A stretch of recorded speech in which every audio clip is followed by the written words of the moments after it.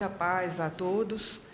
É com muita alegria que nos encontramos aqui nesta tarde, nesse auditório da Federação, que homenageia um grande espírita paraibano, José Augusto Romero. É uma emoção muito grande, e é uma emoção por estar nessa tarde sendo dirigida por Giselda, que é a nossa referência como expositora na Paraíba. E é alguém, juntamente com Severino Celestino, de quem eu me sinto sempre um aluno de iniciação. Então, eu vou dizer que eu estou nervosa, que vai passar com o tempo, que vocês perdoem os equívocos, né? E nós vamos seguir, então, com o tema para essa tarde, até porque, depois que eu disse o tema ao nosso amigo Lúcio, que nos convidou, eu fiquei achando que eu tinha sido muito atrevida. Mas, na hora que ele me convidou, eu disse que eu vinha, era a palestra que estava pronta, ali, a mais recente que eu tinha estudado. Eu digo, eu vou com essa para me garantir que eu não vou falar de improviso na Federação. Então, o tema que nós escolhemos para hoje é resistir ao mal ou libertar-se dele, que é exatamente o título desta obra do espírito Joana de Ângeles, psicografado por Divaldo Franco, que tem como título Liberta-te do Mal. E antes de entrar propriamente nesse tema do livro e da nossa palestra, consideramos muito importante situar esse livro e a nova série em que ele se encontra na obra de Joana como um todo. A mentora da Federação, esse grande espírito amigo, por quem temos grande apreço e ao qual nos sentimos muito vinculados, tem várias séries que não se restringe apenas à série psicológica, psicografada por Divaldo Franco. É bem verdade que a série psicológica tomou um vulto, uma proporção no movimento espírita que diz respeito ao fato de ter projetado o espiritismo numa fronteira da ciência à qual nós não tínhamos chegado ainda com tanta ênfase e com tanta repercussão, que é a área da psicologia transpessoal. Então, a série psicológica, que começa lá com Jesus e a Atualidade, tem os seus 16 livros, é a obra de Joana, talvez, que tenha maior relevo hoje junto ao público. Mas esse espírito começou a escrever, através de Divaldo, textos que se tornaram publicados em 1964, com o livro Messe de Amor, que é o primeiro livro publicado por Divaldo, com 60 mensagens, das quais a mais bonita para mim continua sendo Jesus Contigo, que é a de número 59. E Joana de Ângeles tem uma série de livros como Messe de Amor, que são livros de mensagens, que tinham, até a década de 2000, 60 capítulos cada um, e passaram a ter 30, o que é muito natural, considerando um médium de 88 anos. Nós vamos encontrar, por exemplo, na série de livros de mensagens, uma obra como Garimpo de Amor, que a minha maturidade inicialmente não pôde reconhecer a preciosidade que estava lá, e o nosso amigo Oscar de Lira, conduzindo o nosso olhar, chamou a atenção. Como é que alguém escreve 60 textos sobre um mesmo tema sem se repetir? E eu, que sou professora de português, e mais especificamente de escrita, me dei conta do abismo em que nós nos encontramos. Porque um aluno de ensino médio, tudo que ele quer saber é qual é o tema do Enem, antecipadamente, para escrever uma redação, decorar e, na hora, psicografar dele mesmo, né? Quando nós estamos com os alunos na graduação, tudo o que eles querem é que a monografia de graduação seja feita numa espécie de download em banda larga de forma imediata. Sentou na frente do computador, escreve. Os de mestrado já dizem assim, se for de 2 vezes, está bom. Os de doutorado dizem, se eu escrever de 3 vezes, está bom. Ou seja, nós não temos um envolvimento com a escrita e, muito menos, a capacidade de escrever 60 textos no mesmo livro sobre o mesmo tema, sem se repetir. Essa é a preciosidade de Garimpo de Amor, com o detalhe de que há inúmeras outras mensagens sobre o amor, de autoria de Divaldo Franco, nos vários outros livros de Joana de Ângeles, inclusive um outro livro da série psicológica que se chama Amor, Imbatível Amor. E aí, passada a série de mensagens, ou colocados esses livros num determinado lugar da estante, nós nos damos conta dos livros de estudo, que são livros temáticos, e um livro histórico é Lampadário Espírita. Como eu sou dessa fase que Giseuda diz que eu sou, que ela me conhece desde a evangelização de bebês, e a evangelização de bebês no meu tempo era, a partir de 1 ano e meio, que é a idade com que eu fui para o centro espírita, você vai e fica na palestra. E, naquele tempo, as questões pedagógicas eram resolvidas de forma muito simples. Aos 5 anos, eu acompanhava meu pai, que ia atender as pessoas obsidiadas em suas casas. E me cabia, naquele acompanhamento, fazer o Pai Nosso, aos 5 anos. Então, eu venho de um tempo das cavernas, em que essa era a assistência que as crianças tinham. E com 8 anos, eu tinha aprendido a ler, e no Evangelho no Lar, a minha tarefa era ler Lampadário Espírita. Eu tinha que ler aqueles textos em voz alta para o meu pai fazer os comentários. Então, aos 8 anos, eu li uma mensagem chamada Teofania, que é o capítulo 2 de Lampadário Espírita. Aí eu lia Teofania, e não sabia nada mais do que eu lia, mas eu li até o fim. E esse livro ficou na minha memória, Lampadário Espírita. É uma obra da série de livros e estudos de Joana de Ângeles, que tem estudos espíritas e tem dias gloriosos. Nós temos também os chamados livros de consumo fácil de Joana de Ângeles, que eu apontaria 2. Vida Feliz, que é um clássico entre os clássicos, 200 mensagens de fácil acesso, de fácil compreensão. Eu nunca contei, mas eu acho que não tem mais do que 10 linhas. Nem todas têm 10 períodos em português. Devem ter um pouco mais do que 10 linhas, mas nem todas têm 10 períodos. 200 mensagens sobre os mais variados temas do cotidiano. E o livro, Episódios Diários. E como se tudo isso fosse pouco, Joana começou a escrever uma outra série que, me parece, estava desapercebida de nós mesmos, ainda tão entusiasmados com a série psicológica. É a série que vai começar com o livro Entrega-te a Deus, publicado exatamente em 2010. E tem me chamado a atenção por que esse livro, com este título, foi publicado em 2010, exatamente no início da segunda era deste século em que estamos vivendo, e, como Giseuda lembrava, nos aproxima muito da execução do sermão profético de Jesus. Nós temos vivido os dias de sermão profético. Então, o livro chama-se Entrega-te a Deus, passando inicialmente como um livro, ou mais um livro, de 30 mensagens, que tem cartas, aliás, tem mensagens belíssimas, inclusive cartas aos novos cristãos, que é o último capítulo, se não me falha a memória.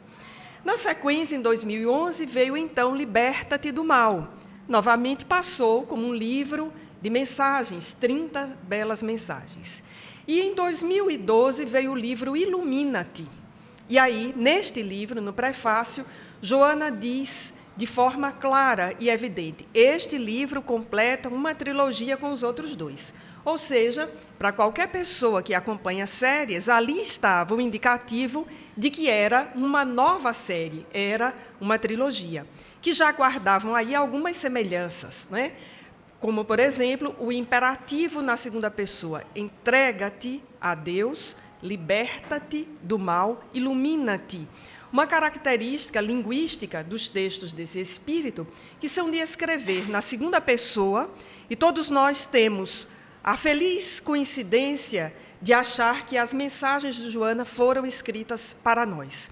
É um recurso retórico ainda não estudado no âmbito do movimento espírita, mas que nos fazem, muitas vezes, nos sentir como se aquele texto sequer tivesse sido psicografado. Faz com que nós sintamos que foi escrito e foi dito para nós. E o detalhe, não apenas da segunda pessoa, agora, mas do imperativo. E o uso do imperativo em português é um uso muito curioso, porque tem várias funções. Não apenas a ordem, mas também o que nós chamamos de a exortação, fazer com que alguém desperte da condição em que está. Então, em Ilumina-te, nós já tínhamos 3 exortações: entrega-te a Deus, liberta-te do mal e ilumina-te. E como se isso não tivesse bastado, em 2013, Joana de Ângeles escreveu Rejubila-te, mas no prefácio ela não diz que é parte da quadrilogia. Mas aí, aficionada em série, eu já achei que os 4 livros formavam uma quadrilogia. E, mais recentemente, em 2015, escreveu Segue em Harmonia. Dessa vez, um livro curiosíssimo em termos de montagem, porque tem 15 capítulos, mas são 15 capítulos comentados por Sueli Caldas Schubert, o que dá 30 capítulos. Então, diante desses títulos, me chamou a atenção o imperativo, a segunda pessoa, e eu fui, então, verificar o que esses livros faziam. E já tinha a pista da própria autora de dizer, lá no terceiro livro, que formavam uma trilogia. E tenho me arriscado a dizer que, mais do que uma trilogia, formam a nova série de Joana de Ângeles. E, recentemente, eu me arrisquei a dizer isso a Divaldo. E ele respondeu muito daquele jeito dele, amável, porém bastante curto. Eu tinha escrito um texto, mandei para ele, ele disse, minha filha, quando tiver publicado, mande para mim. Aí eu entendi que ele aceitou que era a nova série. E o texto, então, sobre a nova série, foi publicado no Tribuna Espírita do último mês. Esses textos, todos esses livros, eles trazem um encadeamento temático, que nós vamos apresentar inicialmente, para, na sequência, nos focarmos especificamente no Liberta-te do Mal. Vejamos que há um encadeamento.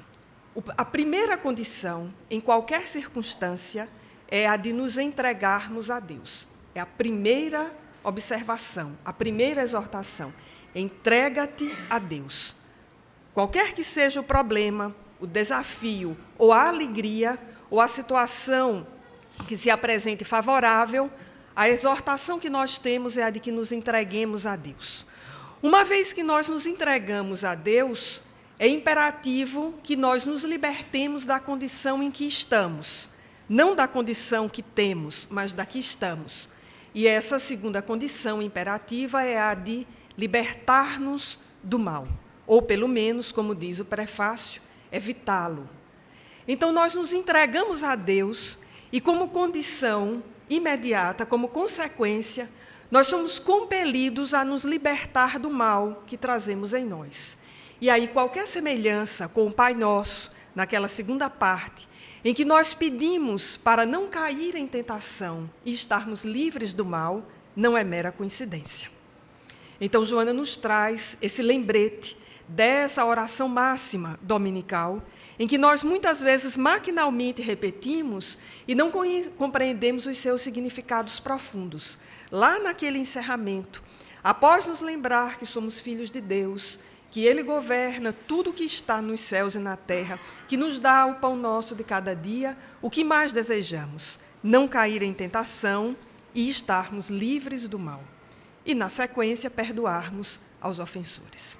E aí, quando nós nos colocamos nessa condição do esforço de nos libertarmos do mal, o que acontece conosco? Na perspectiva de Joana de Ângeles, nós nos iluminamos. Por isso, o terceiro livro é Ilumina-te, que é agora a tradução para um termo que nos deu tanto trabalho na década de 90, que foi autodescobrimento. Então, agora, o autodescobrimento vem com essa perspectiva, ilumina-te. E, recentemente, eu vi uma tradução disso em imagens que me chamou muito a atenção. Eu assisti com o meu sobrinho de 3 anos e meio o filme Divertidamente, que, inclusive, está concorrendo ao Oscar por esses dias, que em inglês chama-se Inside Outside, o que significa dizer de dentro para fora. Mas, em português, curiosamente, o filme foi chamado de Divertidamente, com M maiúsculo. E os personagens do filme são as emoções, as 4 emoções básicas, e uma 5ª emoção que eles colocaram lá para fazer graça no filme. A alegria, a tristeza, a raiva e o medo, e a 5ª que faz a graça no filme é o nojinho. O que nos interessa aqui é o personagem Alegria, que aparece com uma menina de cabelos azuis, lindos, um vestido amarelo e verde, mas uma aura dourada em torno de si. Quando eu vi aquilo no cinema, e para crianças, e eu estava assistindo com uma criança de 3 anos e meio, encantado, que estava escolhendo comigo que personagem ele seria e qual eu seria no filme, eu vi o quanto a perspectiva de Joana de Ângeles é atual e é capaz de caber na cabeça de uma criança de 3 anos e meio.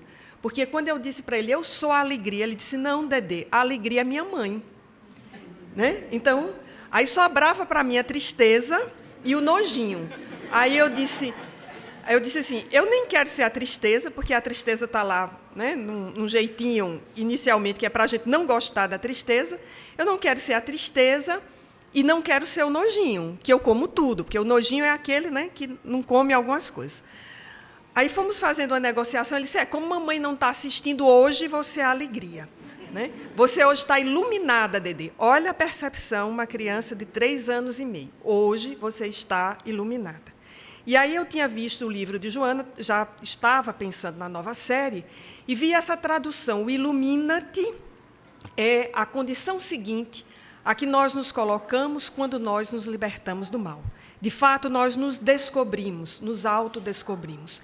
E nós nos iluminamos, porque nós vamos aos escaninhos da nossa alma buscar o nosso DNA divino, aquilo que nós temos de bom e que precisa ser trabalhado, multiplicado, como na parábola dos talentos.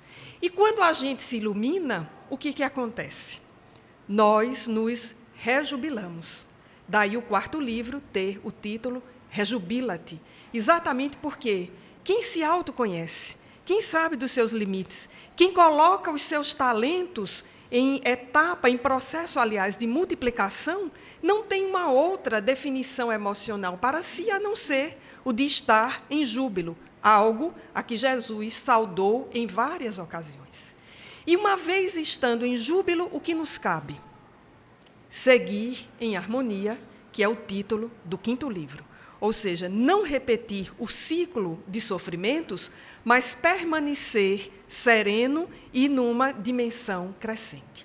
Então, só os títulos das obras já me chamaram suficientemente a atenção quando passei a observá-las. E essa observação é recente, não obstante eu tivesse esses livros já desde o lançamento do 1º livro de Entrega-te a Deus. Então, esses 5 livros eles estão nos chamando a uma nova reflexão sobre quem nós somos e como devemos conduzir as nossas vidas. Talvez a segunda reflexão seja, nesse momento, a que esses 5 títulos nos conduzem. Como conduzir a vida, entregando-nos a Deus, libertando-nos do mal, iluminando-nos, rejubilando-nos e seguindo em harmonia. E nesses tempos difíceis que nós passamos, me chamou exatamente a atenção o Liberta-te do Mal, no livro no qual eu empreendi várias releituras, verificando que, desde o Pai Nosso, como citamos, e em outras circunstâncias, Jesus nos advertiu várias vezes sobre o mal, sobre como o mal poderia ser traiçoeiro para nós, porque nós somos crianças espirituais. Nós não conhecemos devidamente o mal ainda, ou então nós, às vezes, por circunstâncias as mais diversas, que não cabem na análise de uma palestra, nós já nos acostumamos de tal forma ao mal que ele passa como algo comum. Daí porque a grande filósofa Hannah Arendt, que analisou com propriedade a Segunda Guerra Mundial, chamou aquele evento de banalidade do mal. O mal tornou-se tão banal que não era capaz de ser reconhecido como um mal. E ela, judia, e que viveu a Segunda Guerra, e uma mulher extraordinária e brilhante, conseguiu fazer essa síntese perfeita. Quando nós olhamos o Livro dos Espíritos e acompanhamos Kardec naquelas questões que, às vezes, parece que são as nossas, sobretudo as questões sobre o reino dos céus, quando é que o bem vai se implantar na Terra, nós acompanhamos os Espíritos dizerem lá que é preciso que nós nos enfastiemos do mal, ou seja, que nós saiamos dessa condição de banalidade para realmente tratar o mal como de fato ele é, como um mal, e eticamente superá-lo em relação com o bem. Na perspectiva de Jesus e dos Espíritos, à luz do Espiritismo, o mal não necessariamente é somente aquilo que está no exterior. O mal não só está nos outros, nos sistemas políticos, nos sistemas econômicos, nas criaturas perversas. Esse é o mal que todos vemos, que todos enxergamos. E é até um mal que socialmente nós combatemos. Nós desejamos, por exemplo, mais segurança pública para enfrentar a violência, que é uma das faces do mal. E nós estamos, lamentavelmente, num estado de muita violência, de João Pessoa a mais distante cidade da Paraíba. Mas essa é uma face do mal. Na perspectiva de Jesus, que é a que Joana de Ângeles nos traz, e a doutrina dos Espíritos, que está apresentada lá no Pai Nosso, livrai-nos das tentações, protegei-nos do mal, o mal a que se está referindo não é esse mal exterior. Na verdade, é o mal que está dentro de nós. E aí a situação se inverte completamente. Porque, em vez de uma cruzada externa somente, esse trabalho precisa ser um trabalho de autodescobrimento, para nós sabermos qual é o mal que nós ainda trazemos. Porque, às vezes, nós ficamos flertando com o mal que há em nós. E, como uma criança, às vezes, nós queremos fazer aquele teste. Eu vou colocar o dedo na tomada para ver se dá choque, ou se não dá, ou se é um choquezinho que eu aguento voltar. Nós ficamos flertando, às vezes, com o mal. E todos nós, maduros, adultos, independentemente da idade, uns mais jovens, outros mais idosos, conhecemos N exemplos de criaturas que fizeram esse flerte com o mal, dizendo, não, mas não é perigoso, não, não tem problema, não, eu sei voltar, eu sei fazer o caminho de volta. Mas o mal é exatamente essa força traiçoeira, é uma força que tem um centro gravitacional, por exemplo, representada metaforicamente na fábula do Chapeuzinho Vermelho. O lobo mau era o mal. O que fez Chapeuzinho Vermelho? Aparentemente uma história muito inocente, mas é de alguém que cumpre uma ordem, não como a ordem foi dada, mas ao seu modo, porque escolhe ir pela floresta. Eu sempre me pergunto qual é a mãe que daria a tarefa a uma criança de levar uma cesta de frutas na casa da avó entardecendo pela floresta. Tomando como padrão a minha mãe, que é um misto de mãe judia e mãe italiana e nordestina, jamais. Ela poderia até mandar de tardezinha, mas diria assim, olha, vou pensar 2 vezes. Antes que eu termine de pensar a segunda vez, você tem que ter voltado. Porque lá em casa era assim, era uma escola de excelência. Se fosse auditado pelo CNPq, nós teríamos nota 7, Centro de Excelência no Exterior, porque era esse o estilo. Nós morávamos perto da casa de minha avó, a diferença entre nós e a casa da minha avó era um cemitério. E minha mãe dizia assim, vá pelo cemitério que é mais perto. Quando eu terminar de pensar a segunda vez, esteja aqui. Então, a gente ia morrendo, se acabando, correndo, dar um recado na casa da minha avó, quase não bebia água e voltava, que era para a mamãe não ter terminado de pensar a segunda vez. E é por isso que eu sou esse padrão que vocês conhecem, né? Porque lá em casa foi esse estilo. Mas jamais vá à noite. Jamais vá por outro lugar que é perigoso. Sempre vá por tal lugar e volte, lugar que você sabe ir. Então, a história de Chapeuzinho Vermelho, ela traz metaforicamente essa representação do mal de alguém que decide ir ao encontro do mal, sabendo que era perigoso, mas dizendo para si e cantando a vitória antecipada de que conseguiria enganar o lobo. E, para usar a expressão nordestina, foi engabelada. E, felizmente, como não falta misericórdia nem nas fábulas, Chapeuzinho escapou e sua avó também. Então, nós precisamos fazer uma reflexão de profundidade sobre qual é o mal que nós trazemos em nós. E aí, no prefácio do livro Liberta-te do Mal, Joana de Ângeles, dialogando com os filósofos contemporâneos, ela vai dizer que nós vivemos numa sociedade complexa, que nós poderíamos trazer aqui a expressão de um filósofo contemporâneo que diz que nós vivemos numa sociedade líquida, ou, que é o Bauman, ou de um filósofo da década de 80, o Schaun, que disse que tudo que é sólido desmancha-se no ar. A família, as políticas estabelecidas, públicas, instituições como a igreja, tudo aquilo que nós conhecíamos, que era sólido, que era incorruptível, já se corrompeu aos nossos olhos. Mas isso está previsto no sermão profético de Jesus. Esses são dias de dores, e como diz Joana de Ângeles, de complexidades e de contrastes, porque nós temos as diversas faces do mal público, externo, e do mal interno, mas nós temos também as grandes conquistas da ciência.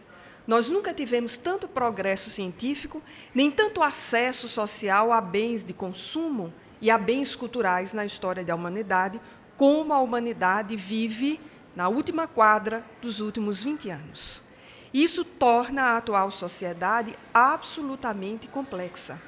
E para situações complexas, do ponto de vista material, não existem soluções simples, nem mágicas.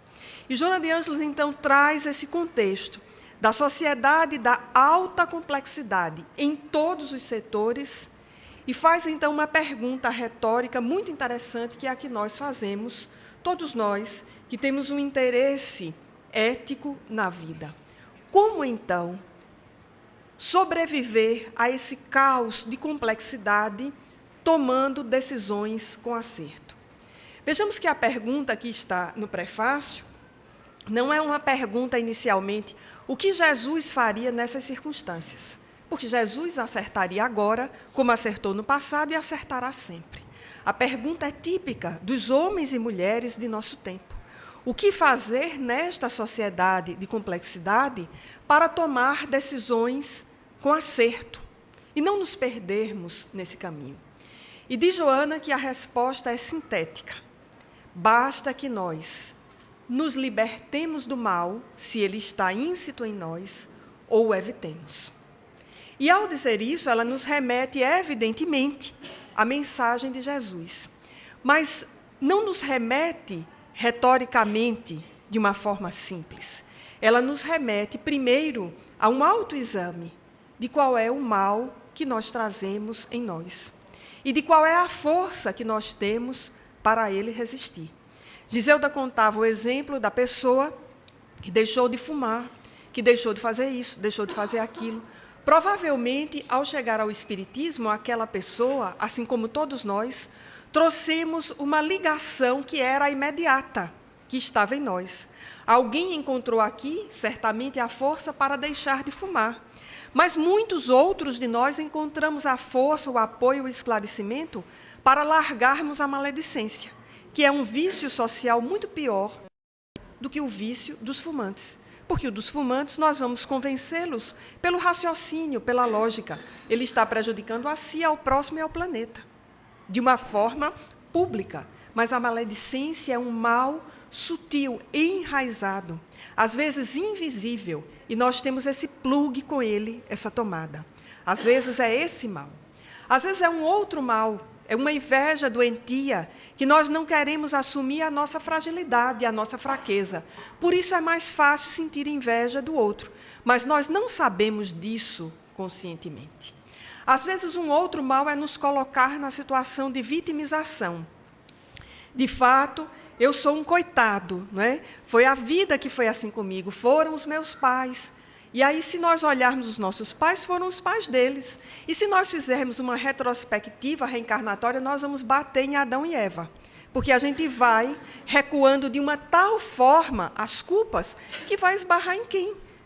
Né? Vai esbarrar lá num passado que já não tem mais nenhum sentido. Então, às vezes, o mal é esse mal de nós ficarmos nos vitimizando, esquecendo que nós podemos também ter a mesma condição do filho pródigo.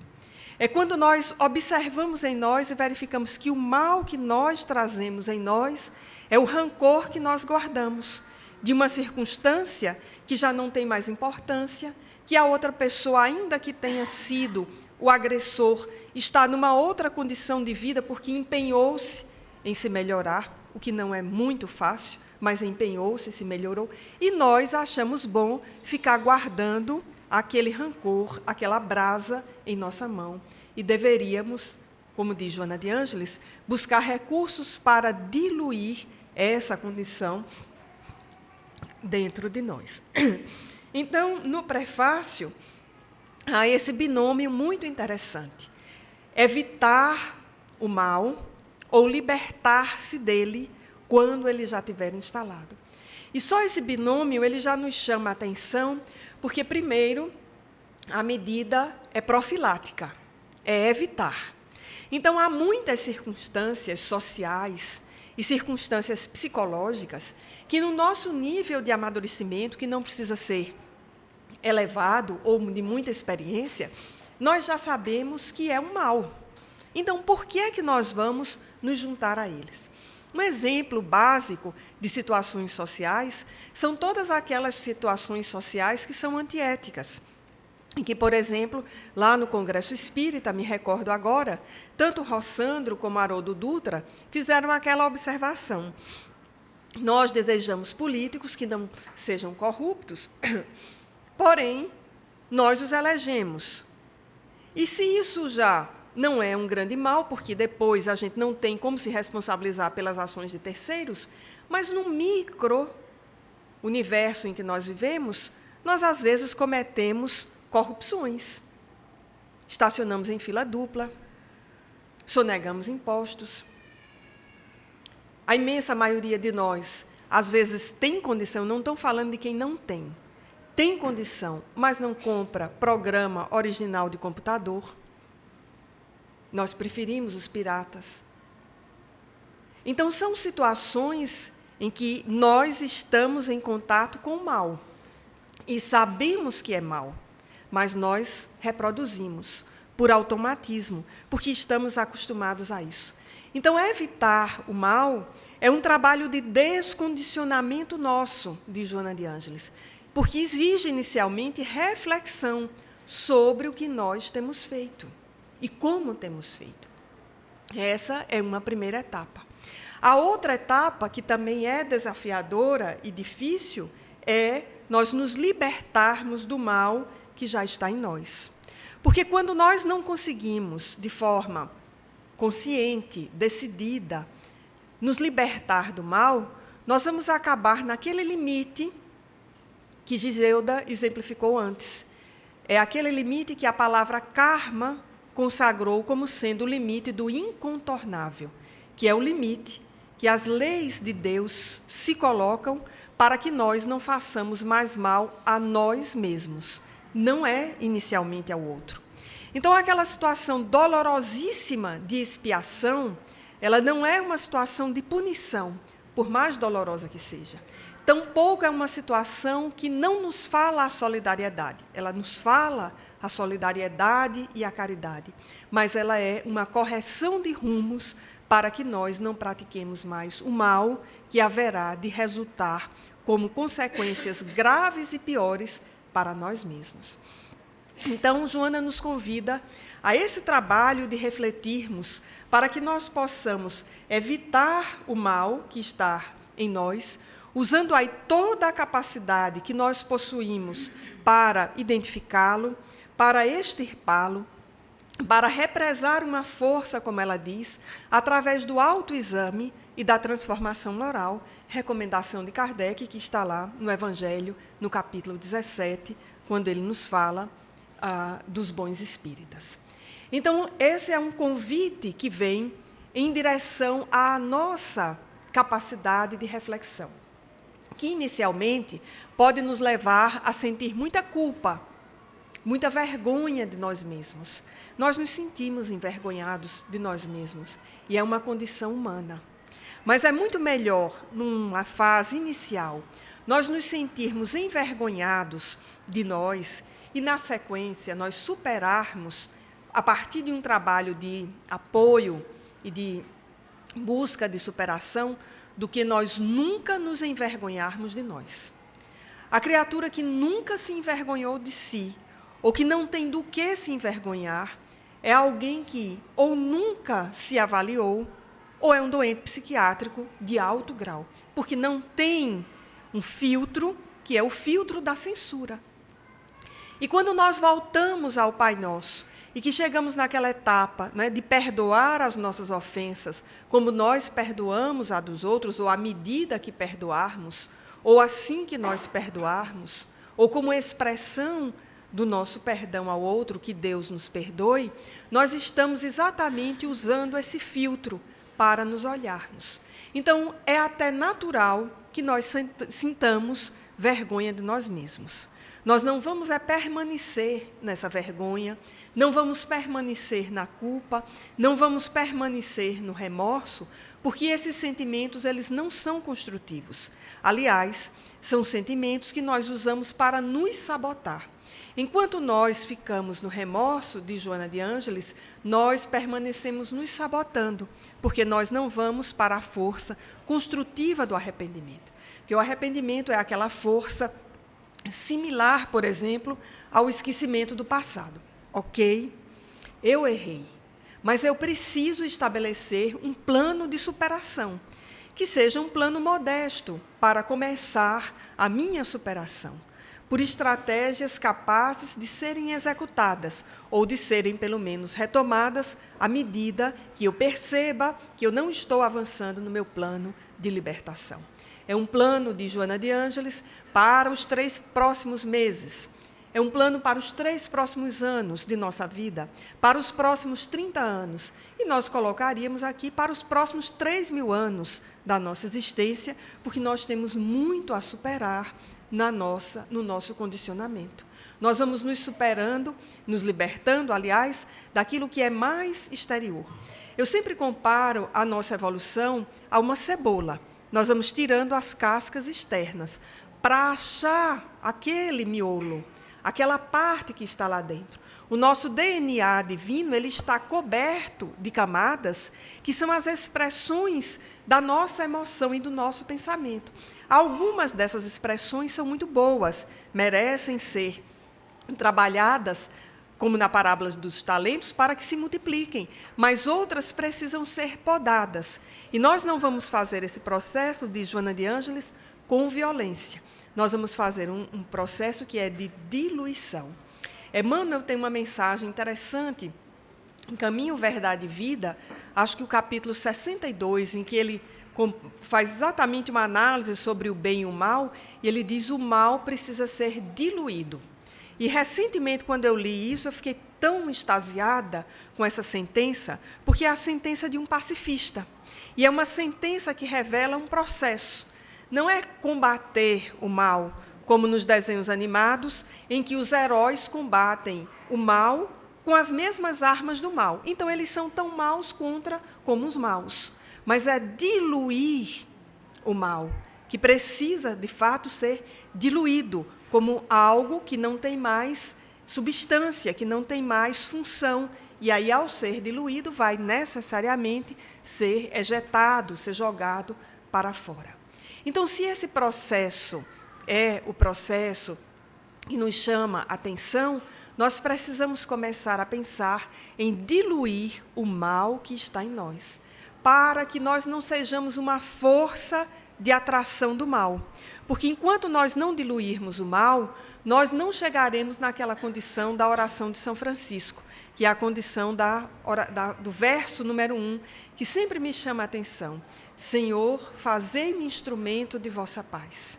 Como nós poderemos ser instrumentos da paz de Jesus, que é a herança que ele nos deixou, conforme o discurso de despedida lá no Evangelho de João, minha paz vos deixo, minha paz vos dou, o que tenho para vos dar é a minha paz, a herança de Jesus é a paz, nós precisamos, então, ser um polo atrativo dessa paz para sermos instrumento dele. E deixarmos, então, essa atração que as diferentes formas de mal, porque são diferentes formas nessa sociedade complexa em que nós estamos, em que o mal aparece para nós. Há circunstâncias em que nós já dissemos, isso não, mas há outras em que o mal vem tão disfarçado, às vezes vem disfarçado até de bem, que a gente se comporta como Chapeuzinho Vermelho. Vai pela floresta, à noite, na estrada escura e sozinho, e vai apelar para que o acaso nos proteja, como diz uma canção de Cássia Eller.